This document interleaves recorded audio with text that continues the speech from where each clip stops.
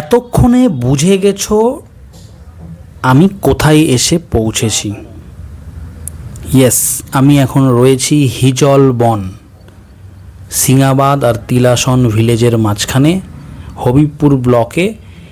এই ইন্ডিয়া বাংলাদেশ বর্ডারে রয়েছে হিজল বন, যেটা ভারতবর্ষের সবথেকে বড় হিজল বন আর গোটা এশিয়ার মধ্যে সেকেন্ড লার্জেস্ট। ভারত এবং বাংলাদেশ জুড়ে প্রায় 250 থেকে 500 হেক্টর জায়গা জুড়ে রয়েছে এই হিজল বন। এখন স্ক্রিনে যে গাছগুলো দেখতে পাচ্ছ এগুলো হচ্ছে হিজল গাছ, খুব রেয়ার।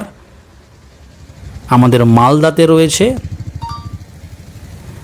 এই ফরেস্ট, দেখার মতো।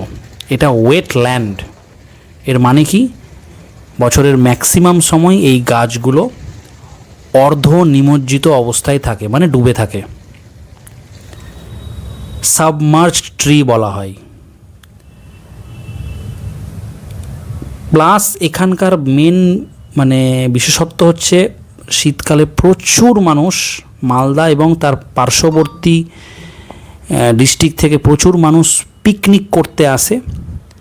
আর শীতকালে প্রচুর পাখি, মাইগ্রেটরি বার্ডস এখানে এসে বসে, দেখা যায়। এই টাইমে আসলে দেখা যায়। তো আমি যে সময় গেছিলাম সে সময় ড্রাই ছিল, বর্ষাকালটা পুরো নিমজ্জিত থাকে, জল থাকে। বায়োডাইভার্সিটি পার্ক এটা তৈরি করার জন্য চেষ্টা করছে West Bengal forest department, survey already হয়ে গেছে। দারুণ, অসাধারণ একটা জায়গা, ফটোজেনিক জায়গা। কারোর যদি প্রি ওয়েডিং শ্যুট করার ইচ্ছে থাকে এখানে এসে করতে পারো। অসাধারণ লোকেশন, অসাধারণ লোকেশন। যত দূর চোখ যাবে শুধু হিজল গাছ দেখতে পাবে। মাঝে কিছু কিছু জায়গায় ধানের ক্ষেত রয়েছে ঠিকই, বাট দারুণ ফটোজেনিক পুরো। Best time to visit December থেকে মে। আর তোমরা যদি অর্ধনিমজ্জিত অবস্থায় দেখতে চাও তাহলে বর্ষাকালে এসে একবার ঘুরে যেতে পারো।